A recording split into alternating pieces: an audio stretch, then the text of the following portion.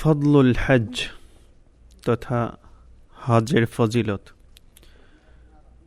সুইল নবী সাল্লাল্লাহু আলাইহি ওয়াসাল্লাম আইয়ুল আ'মালি আফদল قال إيمان بالله قيل ثم ماذا قال الجهاد في سبيل الله ثم قال الثالث حج مبرور। আল্লাহ রাসূল সাল্লাল্লাহু আলাইহি ওয়াসাল্লামকে প্রশ্ন করা হয়েছে সর্বোত্তম আমাল কোনটি? আল্লাহ রাসূল সাল্লাল্লাহু আলাইহি ওয়াসাল্লাম জবাবে বলেছেন আল্লাহ তাআলার প্রতি ঈমান আনা। আল্লাহ রাসূল সাল্লাল্লাহু আলাইহি ওয়াসাল্লামকে পুনরায় জিজ্ঞাসা করা হলো তারপর কোনটি? আল্লাহ রাসূল সাল্লাল্লাহু আলাইহি ওয়াসাল্লাম বললেন আল্লাহর রাস্তায় জিহাদ করা। 3 নম্বরে আল্লাহ রাসূল সাল্লাল্লাহু আলাইহি ওয়াসাল্লাম বললেন হজ্জুন মাবরুর তথা বিশুদ্ধ বা কবুল হজ। হজ্জে মাবরুর এমন হজ যেখানে কয়েকটা বিষয় একত্রে পাওয়া যায়। প্রথম যে বিষয় সেটা হচ্ছে আইয়াকুনা খালিসান লিল্লাহ তথা শুধুমাত্র আল্লাহ তাআলার সন্তুষ্টির জন্যই হজ করা। তার হজের পেছনে অন্য কোনো উদ্দেশ্য থাকবে না, শুধু একটাই উদ্দেশ্য থাকবে, সে আল্লাহ তাআলার কাছাকাছি পৌঁছে যেতে চায়, আল্লাহ তাআলার হুকুম পালন করতে চায়। এমন কোনো উদ্দেশ্য থাকবে না যে আমি হজ করলে লোকজন বলবে যে সে হাজি অথবা অন্য কিছু।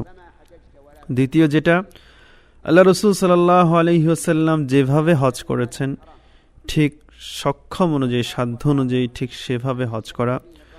তৃতীয় যে বিষয় সেটা হচ্ছে হালাল মাল দিয়ে হজ করা, হজের মধ্যে কোনো ধরনের হারাম মাল না থাকা তথা সুদ, প্রতারণা, জুয়া তথা অন্য যে কোনো ধরনের হারাম উপার্জনের টাকা দিয়ে হজ না করা।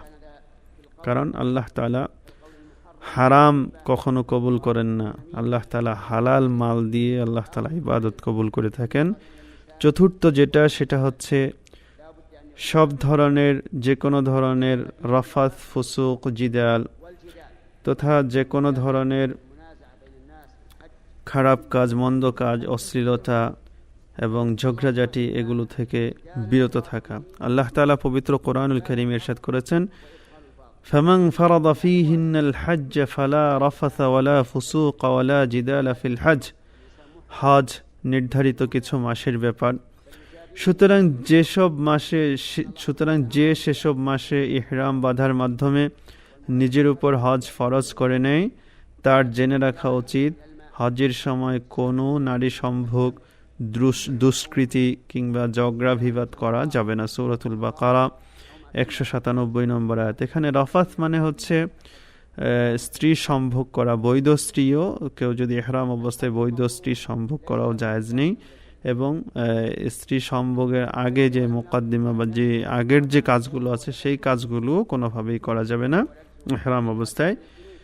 ফুসুক তথা যে কোনো ধরনের পাপাচার, গীবত, নামিমা, গীবত, চগলখড়ি, মিথ্যা কোনো কাজ, নারীর দিকে হারাম দৃষ্টি দেওয়া, এই জাতীয় যত কাজ আছে সব কিছু থেকে পরিত্যাগ করতে হবে।